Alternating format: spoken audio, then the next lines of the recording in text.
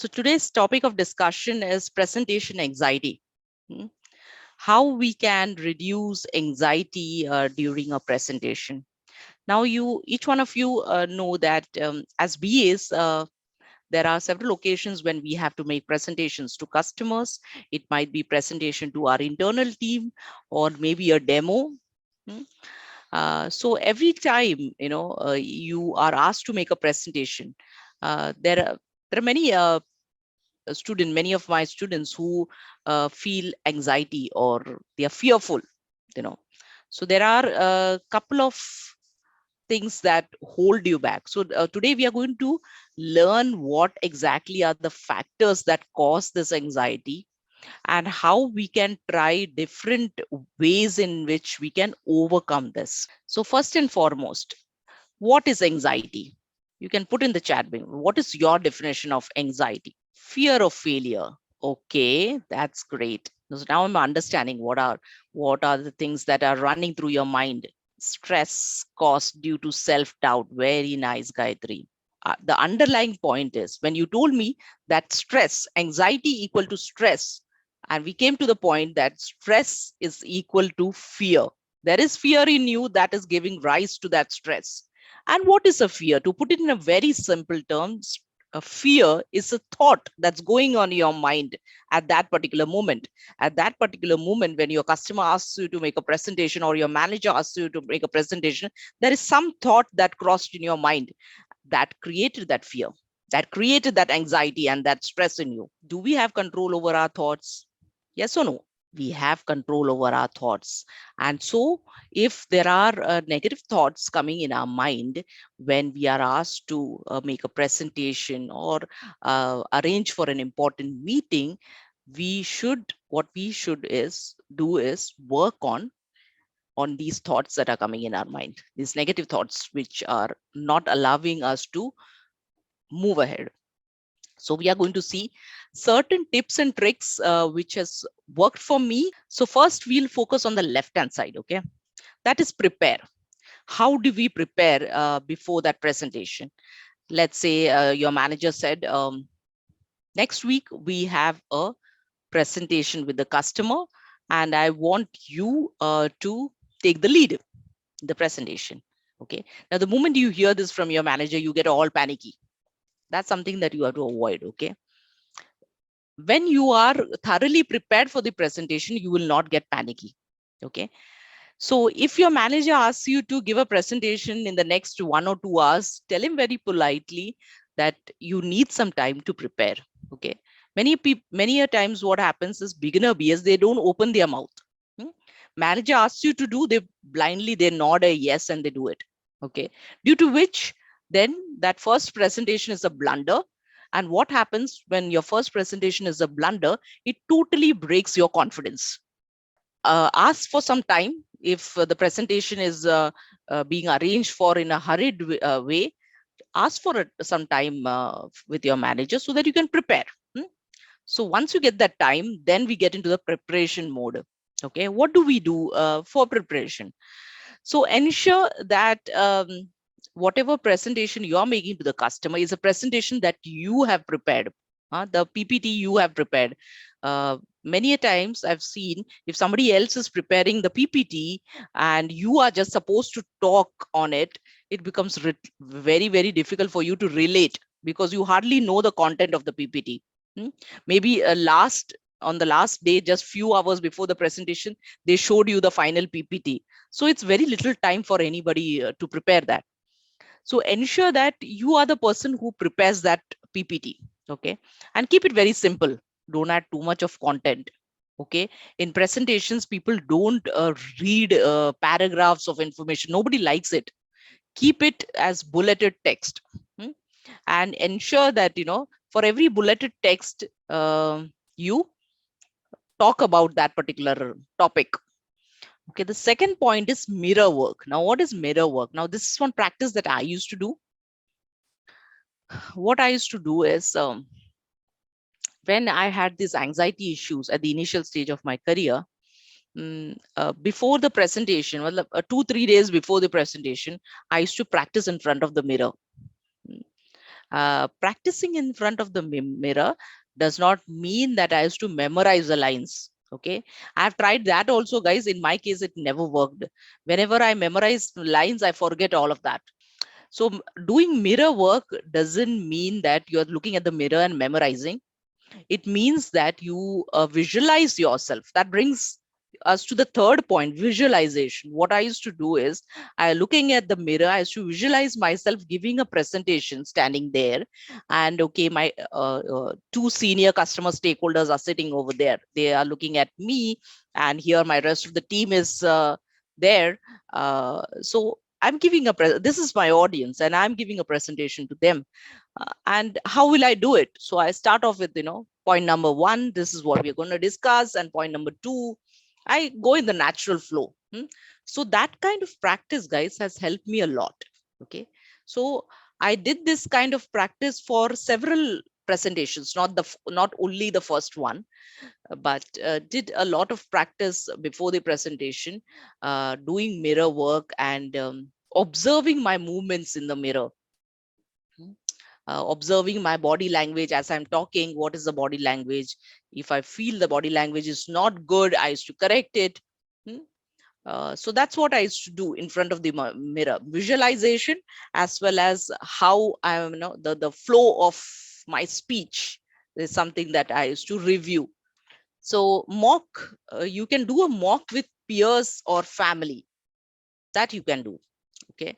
So after doing my mirror work, sometimes if it's a very, very big presentation that I'm doing, I would do a mock with my family members. So you can do that, guys. You can do it with a family member, or do it with your best friend or your colleagues before the presentation. Okay, they can give you a lot of insights, and you can know exactly where you're stammering, where you're stuttering, and that will be very important feedback. And the next point, like I've already told you, do not memorize the speech. Memorization does not work.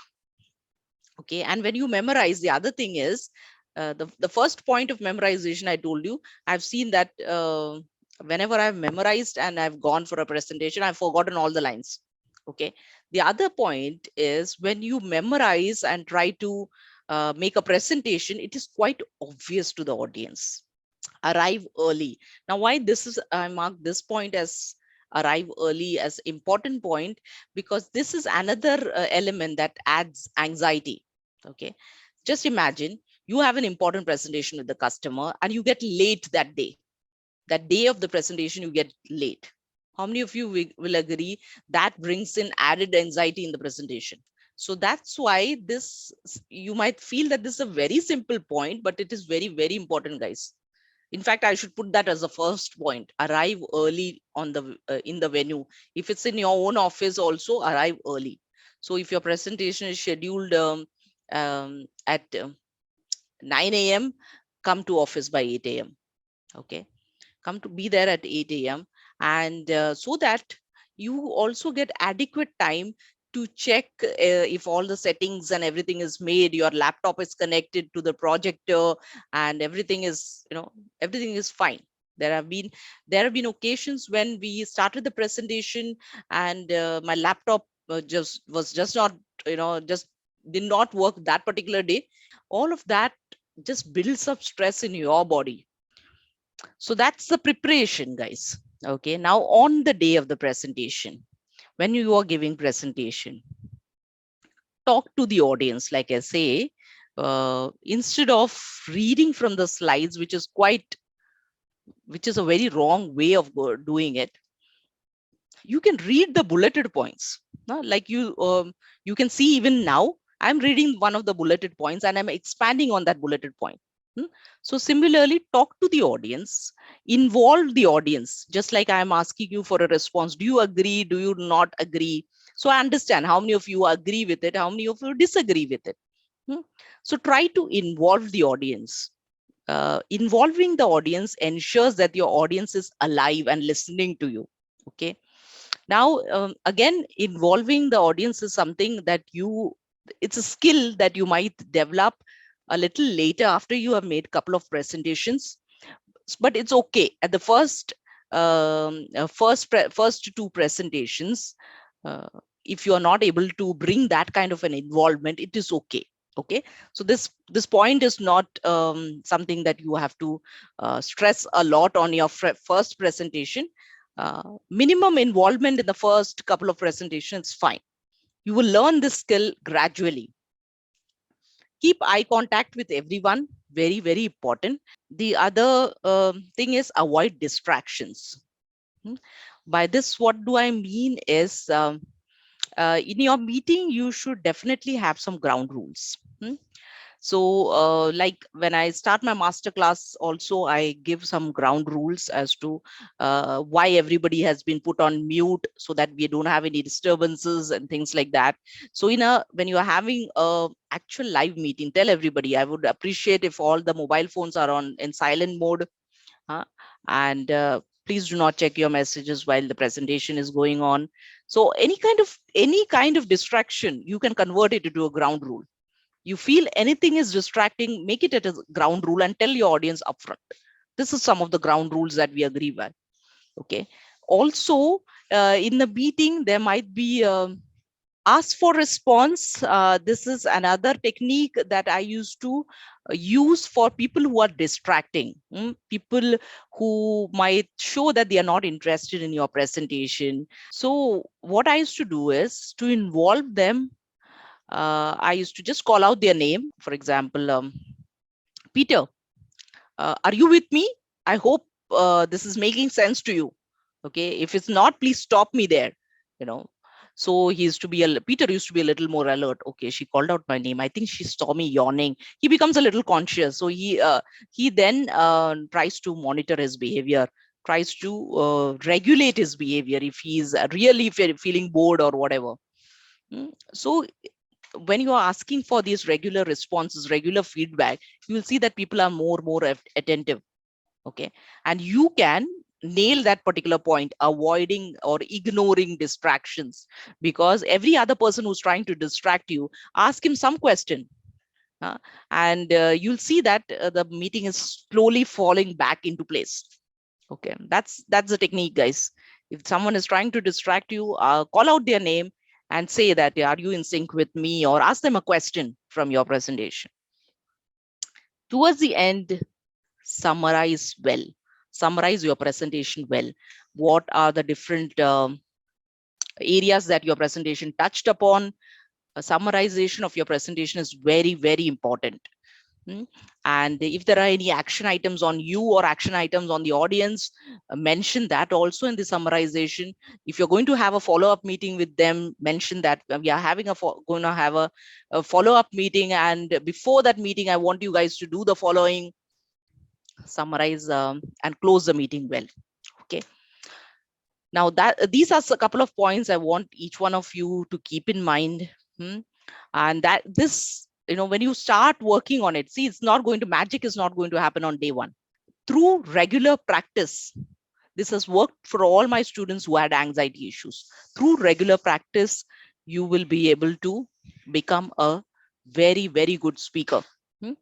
So we spoke about preparation. We spoke about on the day of the presentation.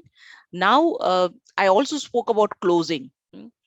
After the presentation. Now, after the presentation, there are some key things that you need to do. First of all, you can ask feedback from your colleagues.